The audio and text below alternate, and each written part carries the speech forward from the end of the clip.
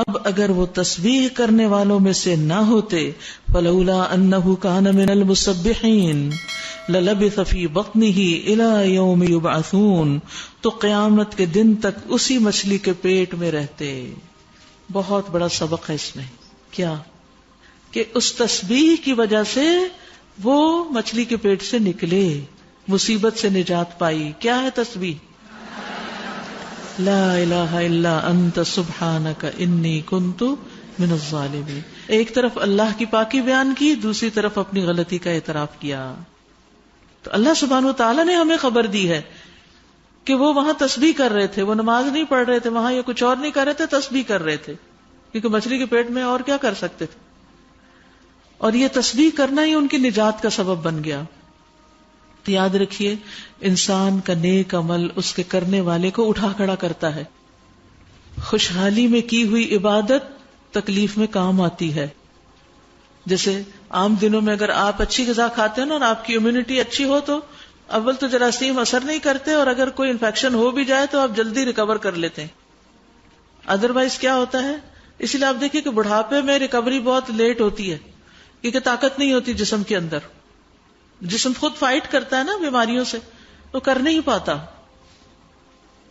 تو یونس علیہ السلام پہلے بھی نیک کام کرتے تھے، بیچ میں تھوڑی سی غلطی ہو گئی، اور جب مچھلی کے پیٹ میں گئے تو کہا اللہ میری غلطی ہے، مجھ سے قصور ہوا.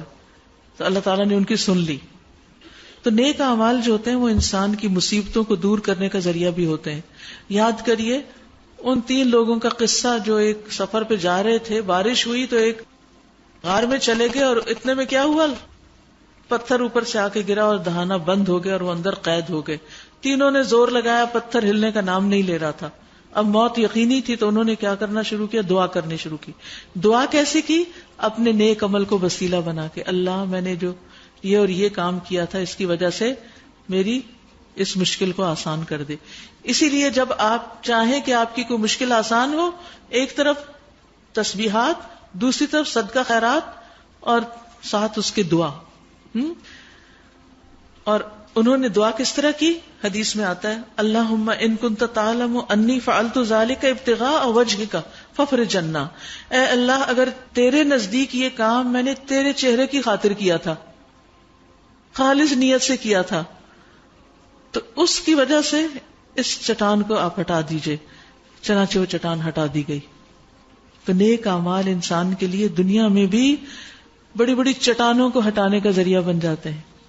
ہم اکثر کہتے ہیں نا بندش ہے، رکاوٹ ہے، کہتے ہیں نا. کوئی بندہ ہی ہوگا جو کہے کہ کوئی رکاوٹ نہیں ہے میری زندگی میں.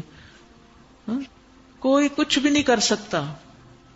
آپ ٹھیک ہو جائیں، خود اپنی غلطیوں کا اعتراف کر لیں، اللہ کی تسبیح کریں، صدقہ خیرات کریں، اور اگلی زندگی کو اچھا گزارنے کا عہد کریں، تو بندشیں دور ہو جائیں گی.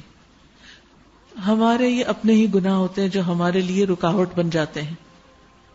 تو کثرت سے اللہ کی طرف رجوع کریں، نا امید نہ ہو، امید کے ساتھ، یقین کے ساتھ.